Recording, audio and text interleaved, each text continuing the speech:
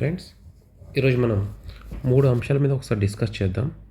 First ఏంటంటే రీసెంట్గా ఉన్న కోర్ట్ కేసెస్ అండ్ గ్రూప్ 1. యాక్చువల్గా సుప్రీం కోర్ట్ అనేది గ్రూప్ 1లో విషయం మీద కేసు కొట్టివేయడం జరిగింది. అలానే నెక్స్ట్ గ్రూప్ 1 నోటిఫికేషన్ అండ్ కొన్ని ఏజ్ రిలాక్సేషన్ టాపిక్స్ కూడా ఒకసారి మనం మాట్లాడుకుందాం. అండ్ నెక్స్ట్ నోటిఫికేషన్ మీరు ఎలా ప్రిపేర్ అవ్వాలి ఏంటి కూడా ఒకసారి కొంచెం లైటర్ వేలో డిస్కస్ చేద్దాం. ఫస్ట్గా చూసుకుంటే గ్రూప్ 1కి తొలగిన అడ్డంకులు. సుప్రీంకోర్టు చాలా క్లియర్గా చెప్పింది ఏమనంటే నోటిఫికేషన్ రద్దు అనేది కుదరదని చెప్పేసింది. ఈ సుప్రీంకోర్టుకి ఏ కేసు మీద వెళ్ళారంటే కీ కేసు ఒకటి, మల్టిపుల్ రీజన్స్ కేసు ఒకటి. డివిజన్ బెంచ్లో హైకోర్టులో కొట్టేశాక రివ్యూ పిటిషన్ సుప్రీంకోర్టులో వేయడం జరిగింది ఎస్ఎల్పి. దాన్ని క్లియర్గా కొట్టేసింది. అండ్ మెయిన్స్ పరీక్షల రద్దు కూడా అవసరం లేదని చాలా స్పష్టంగా సుప్రీంకోర్టు అనేది వాళ్ళ యొక్క తీర్పు కాపీలో చెప్పడం జరిగింది. ఎందుకంటే సుప్రీంకోర్టు యొక్క మేజర్ ఉద్దేశం ఎంతసేపటికి ఏముందంటే మనం ఎప్పుడైనా ఒక నోటిఫికేషన్ని ప్రొటెక్ట్ చేయాల్సిన అవసరం ఉంది. సో ఈ మధ్య రీసెంట్గా నోటిఫికేషన్ విషయంలో కోర్టుల యొక్క ఇంటర్ఫరెన్స్ ఎక్కువ అవుతుంది. దానివల్ల నోటిఫికేషన్ ప్రాసెస్ డిలే అవుతుందని చెప్పింది. ఎగ్జాంపుల్, రాజస్థాన్లో జ్యుడిషియల్ అపాయింట్మెంట్స్ విషయంలో ఆల్మోస్ట్ 12 years ఏదో ఒక అంశం మీద అది కోర్టు మెట్లు ఎక్కుతూ అది ఎప్పటికీ నోటిఫికేషన్ తగ్గకుండా అయిపోయింది. ఫర్ ఎగ్జాంపుల్, మన ఈ గ్రూప్ 1 నోటిఫికేషనే కనుక మనం చూసుకుంటే ఫస్ట్ 2022లో నోటిఫికేషన్ వచ్చినప్పుడు వాళ్ళు GO 55తో నోటిఫికేషన్ ఇవ్వడం జరిగింది. అంటే ప్రిలిమ్స్లో రిజర్వేషన్స్ ఉండడం. అప్పుడు కూడా కొంతమంది అభ్యర్థులు కోర్టు మెట్లు ఎక్కారు. ఇది తప్పు. బాలాజీ బదావత్ ప్రకారం ప్రిలిమ్స్లో రిజర్వేషన్స్ ఉండకూడదని వెళ్ళారు. మళ్ళీ అలా అని చెప్పేసి మళ్ళీ నెక్స్ట్ ఆ నోటిఫికేషన్ని క్యాన్సిల్ చేసి నెక్స్ట్ నోటిఫికేషన్ ఇచ్చినప్పుడు ఈసారి GO 29తో ఇచ్చారు. ఈసారి మళ్ళీ కొంతమంది అభ్యర్థులు కోర్టుకు వెళ్ళారు. సో వాళ్ళు ఎలా నోటిఫికేషన్ ఇచ్చినా కోర్టుకు వెళ్ళడం అనేది కామన్ పాయింట్ అవుతుంది.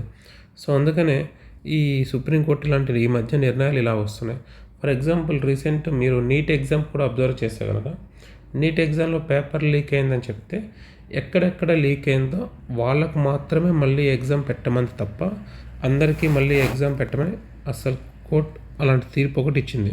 సో కోర్టు ఎగ్జామ్ ప్రాసెస్ని కంటిన్యూ చేసే ఉద్దేశంలోనే ఉందని మనకు క్లియర్గా అర్థమవుతుంది. అండ్ ఈ సుప్రీంకోర్టు తీర్పు యొక్క ప్రభావం మన ప్రజెంట్ డివిజన్ బెంచ్లో ఉన్న కేసు మీద కూడా ప్రభావం చూపించే అవకాశం కొంతవరకైనా ఉంటుందని అనుకుంటున్నాము మేము. ఇది మా పర్సనల్ ఒపీనియన్ మాత్రమే. అండ్ ఆల్రెడీ ఇదే గ్రూప్ 1లో 3 times జరిగింది ప్రిలిమ్స్ మాత్రమే. సెకండ్ టైం జస్ట్ బయోమెట్రిక్ అనే చిన్న విషయంలో పోయింది. సార్ మీరు అనొచ్చు, సార్ మరి అన్యాయం జరగలేదు అంటే మేబీ అన్యాయం అయితే జరిగిందనే నా యొక్క వ్యక్తిగత అభిప్రాయం. బట్ ఇక్కడ వ్యక్తిగత అభిప్రాయాలకు తావులేదు. బట్ అన్యాయం జరిగిందని మనం అలానే కూర్చుంటూ బాధపడుతూ కూర్చుంటే మనం ఇంకో నెక్స్ట్ స్టెప్ మనం వేయాలి కదండి. నెక్స్ట్ స్టెప్ అనేది చాలా ఇంపార్టెంట్. అన్యాయం జరిగిందని ఎన్ని రోజులు బాధపడతాం? అయిపోయింది, ఓకే, ఇట్స్ ఓవర్. ఈ నోటిఫికేషన్ కొంతమంది బాగా రాశారు, కొంతమంది బాగా రాయలేదు. పర్టికులర్గా ఏమైందంటే ఈ లాస్ట్ మినిట్లో కొంచెం ప్రిపరేషన్ చాలా డైల్యూట్ అయిపోయింది.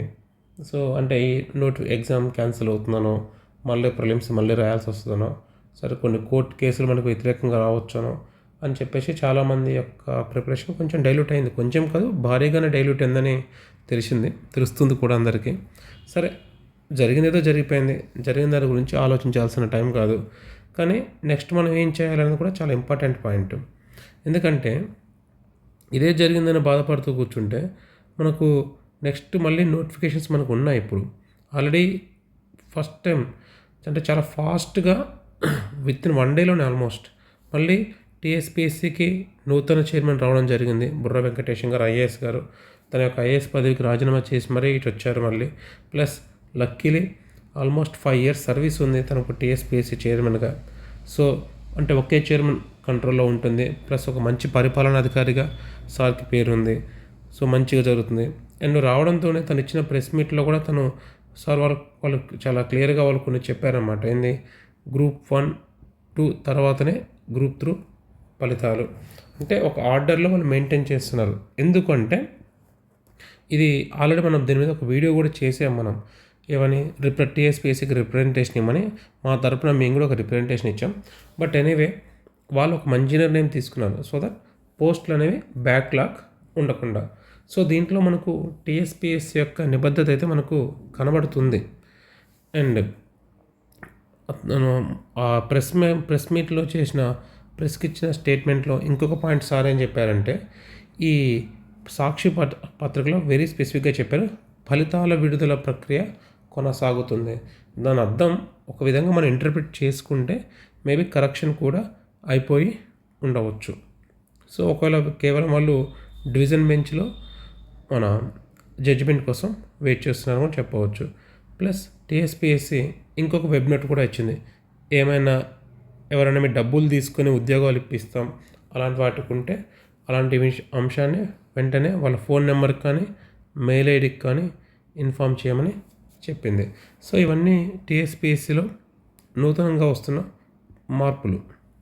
వీటన్నిటి యొక్క ఉద్దేశం ఏంటంటే కమిషన్ చాలా స్పష్టంగా చెప్పబోతుంది, ఇప్పటి నుంచి మేము నోటిఫికేషన్ పర్ఫెక్ట్గా ఫినిష్ చేయబోతున్నాం అండ్ ఏ విధమైన అవకతవకలకు మేము చోటు చేసుకోవడానికి అవకాశం ఇవ్వడం లేదు అని. సో మరి మన తక్షణ కర్తవ్యం ఏంటి? ఓకే, కమిషన్ కోర్టు తీర్పులు అనేది ఆల్మోస్ట్ ఒక కొలిక్కి వచ్చినట్టే. నెక్స్ట్ మన తక్షణ కర్తవ్యం ఏంది? ఎవరైతే ఎగ్జామ్ బాగా రాస్తారో వాళ్ళందరికీ all the best, that done very good. Okay, ఇంత ప్రెజర్లో ఇంత మిస్లీడింగ్ థింగ్స్ ఉన్నా కూడా, ఇంత డైల్యూట్ అయినా కూడా ఎగ్జామ్ బాగా రాశారంటే వాళ్ళందరూ చాలా గ్రేట్ అయినా చెప్పాలి. నెక్స్ట్ ఎనీవే ఎంతమంది ఎగ్జామ్లో పోటీ పడ్డా కూడా జాబ్లో వచ్చేది ఆ నోటిఫికేషన్లో 523 మందికే కాబట్టి ఇక మన ఒకవేళ ఎవరికన్నా ఒకరు ఈ 523 మందిలో కూడా అందరికీ ఆర్డీఓలు డిఎస్పీలు రావు, కొంతమందికి వేరే వేరే పోస్టులు వస్తాయి. సో ఇంకా వేరే పోస్ట్ ఈవెన్ డిఎస్పీ వచ్చినా కూడా కొంతమందికి ఆర్డీఓ కావాలంటుంది. వేరే కేటగిరీ సిటీఓ లాంటి పోస్ట్ వచ్చినా కూడా నాకు పోలీస్ యూనిఫామ్ కావాలి, డిఎస్పీ కావాలని చాలామందికి ఉంటుంది. సో ఎనీవే అందువల్లే ఇక నోటిఫికేషన్ గురించి ఎగ్జామ్ అయిపోయింది, ఇంటర్వ్యూ కూడా లేదు. సో ఆ నోటిఫికేషన్ ప్రిపరేషన్ అనేది అయిపోయినట్టే. మీ కాన్సన్ట్రేషన్ నెక్స్ట్ నోటిఫికేషన్ మీద పెట్టండి. మాకున్న సమాచారం ప్రకారం నెక్స్ట్ వచ్చేది కూడా వెరీ బిగ్ నోటిఫికేషన్ విత్ 200+ పోస్టులతోటి రాబోతుందని విన్నాము. అండ్ దీంట్లో పర్టికులర్గా assistant conservative forest officer post దీంట్లో యాడ్ చేస్తున్నారు. ఇది లాస్ట్ టైం 2012లో ఏప్రిల్లో దీని ఎగ్జామ్ జరిగింది. అంటే ఆల్మోస్ట్ 12 years దాటిపోయింది. 12 years దాటిపోయిన నుంచి దీని రిక్రూట్మెంట్ మళ్ళీ జరగలేదంటే కాబట్టి ఎక్కువ స్థాయిలోనే ఈ పోస్టులు ఖాళీలు ఉన్నాయి. ప్లస్ ఇది కూడా ఒక యూనిఫామ్ పోస్ట్ అండ్ దీనికి కూడా ఫిజికల్ రిక్వైర్మెంట్స్ ఉంటుంది. లాస్ట్ టైం ఈ నోటిఫికేషన్ వేసినప్పుడు ఏజ్ అనేది కేవలం 28 years మాత్రమే. బట్ ఈసారి మనం గవర్నమెంట్ నుంచి ఏజ్ రిలాక్సేషన్ మనం ఖచ్చితంగా ఎక్స్పెక్ట్ చేయాలి. ఎందుకంటే ఈవెన్ మీరు లాస్ట్ గ్రూప్ 1 నోటిఫికేషన్ తీసుకుంటే డిఎస్పి పోస్ట్కి యాక్చువల్గా ఫస్ట్ వచ్చిన నోటిఫికేషన్కి అంటే 503 పోస్టుల నోటిఫికేషన్కి 563 పోస్టుల నోటిఫికేషన్కి డిఎస్పి యొక్క ఏజ్ లిమిట్ పెంచడం జరిగింది. అభ్యర్థులు దీని మీద ఎక్కువ మొత్తంలో వాళ్ళ రిప్రజెంటేషన్ ఇవ్వకపోయినప్పటికీ గవర్నమెంట్ అభ్యర్థుల తరపున ఆలోచించి స్వతహాగా తీసుకుని ఒక మంచి నిర్ణయం అని చెప్పాలి దాన్ని. అలానే ఏసీఎఫ్ఓ కూడా వాళ్ళు ఆటోమేటిక్గా ఏజ్ పెంచుతారని ఎక్స్పెక్ట్ చేద్దాం. బట్ ఎనీవే మన తరపున మనం ఒక రిప్రజెంటేషన్ ఇవ్వడం అయితే బెటర్. ఎందుకంటే మనకు ఒకేసారి మేము అడిగాము మీరు చెయ్యండి అని మన అభిప్రాయం కూడా వాళ్ళకి చెప్పడం అనేది ఎప్పుడు కూడా కరెక్ట్. అదొకటి. నెక్స్ట్ ఎస్సీ బైఫర్ఫికేషన్, ఇది కూడా వితిన్ 2-3 monthsలో అయిపోతుందని చాలామంది అంటున్నారు.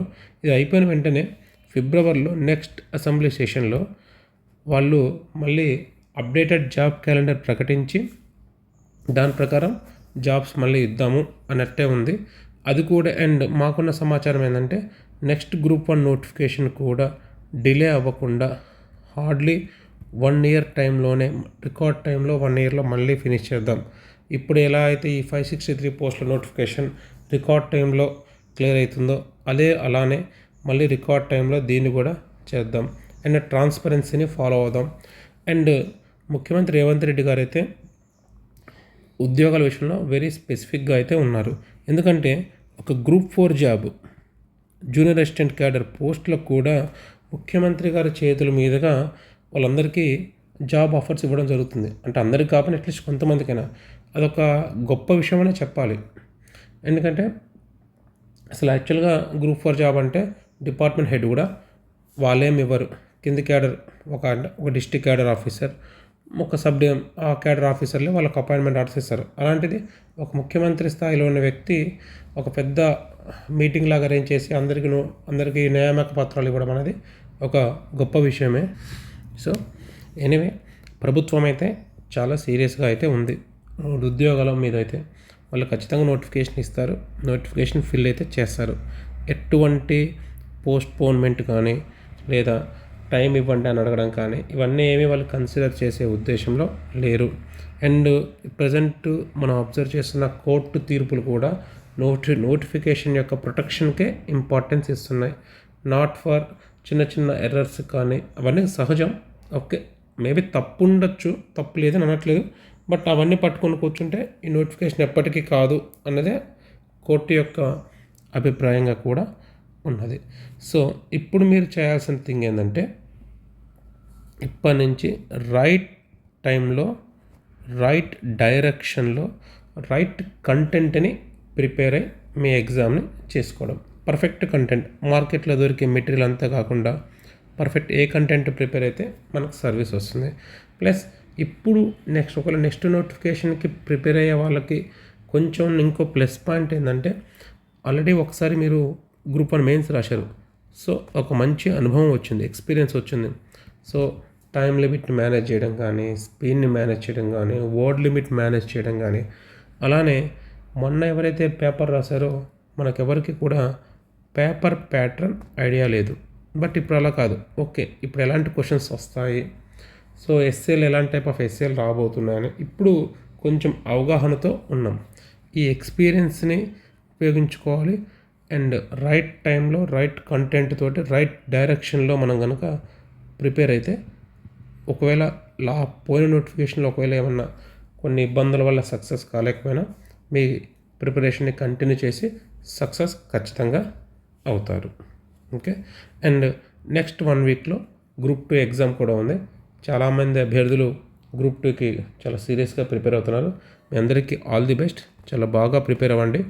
అండ్ గ్రూప్ 2 కూడా ఎలా అయితే మేము గ్రూప్ 3కి ఇమ్మీడియట్గా మంచి పర్ఫెక్షన్తో కీ ఇచ్చామో, గ్రూప్ 2 కూడా చాలా పర్ఫెక్షన్ తోటి ఆల్మోస్ట్ 99.99% అక్యూరసీ తోటి వెరీ షార్ట్ టైంలోనే మేము కీ ప్రొవైడ్ చేస్తాం.